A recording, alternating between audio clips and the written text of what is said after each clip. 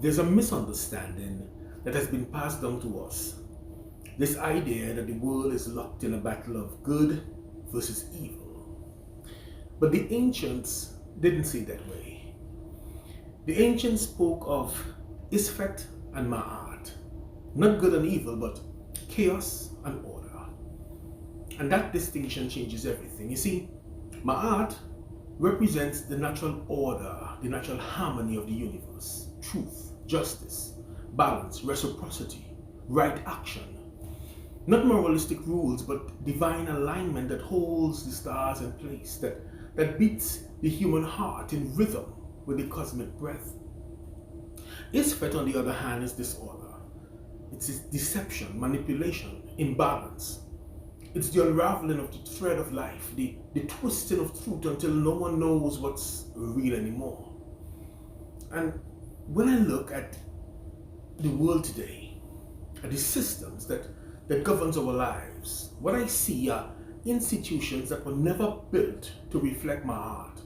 They were designed either consciously or unconsciously to perpetuate Isfet.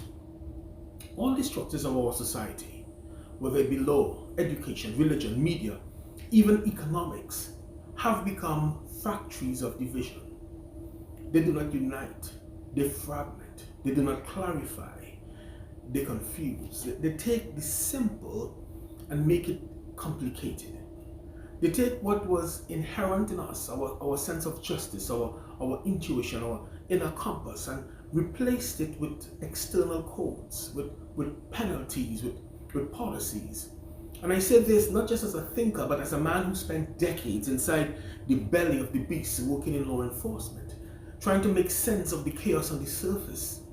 But I had to dig deeper, because after a while I realized we were only responding to symptoms. Crime was a symptom.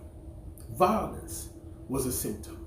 Corruption, distrust, division, they were all downstream issues. The real disease was disconnection from our heart or order.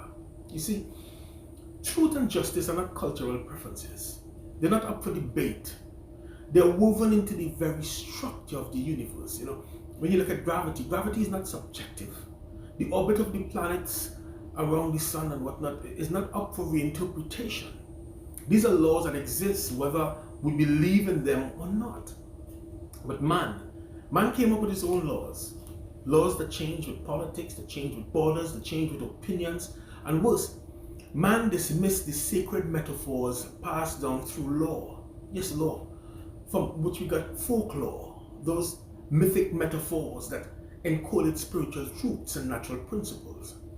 But in this age of hyper-rationalism, we've discarded them as superstition and blindly embraced policies that only addressed the external world. So what happens when we base a society on artificial laws and deny the natural ones? Chaos is fact. And to maintain that chaos, we had to silence the internal voice. We were told that authority lies outside, in governments, in religious texts, in credentialed experts or bureaucratic systems. We were conditioned to distrust the wisdom of our soul. And that right there is the foundation of disorder. Because no system that ignores the voice within can ever produce harmony without. Let me say that again. No action whose source is not rooted in order, ma'at, will ever produce harmony. And that's why I had to shift my own lens. I could no longer respond to crime as merely a violation of human codes. I had to begin asking what internal disorder gave rise to this external chaos. What imbalance in the home, in the culture, the soul, birthed the breakdown we are seeing in our streets today? And the answer kept bringing me back, not to blame, but to design. The entire architecture of our world is designed around Isfet. And until we realign it with Ma'at, we're only patching holes in a sinking ship. So this is the call to return, not to the old religions of outdated laws, but to the eternal principle of order, to Ma'at, to speak truth even when it's inconvenient, to act with justice even when systems reward the opposite, to tune into that inner knowing that existed long before any constitution, long before any court. Because when we live in alignment with cosmic order, when our inner life mirrors the structure of the heavens, then and only then will our societies reflect peace, balance, and wholeness. And anything else is just more Isfet in disguise.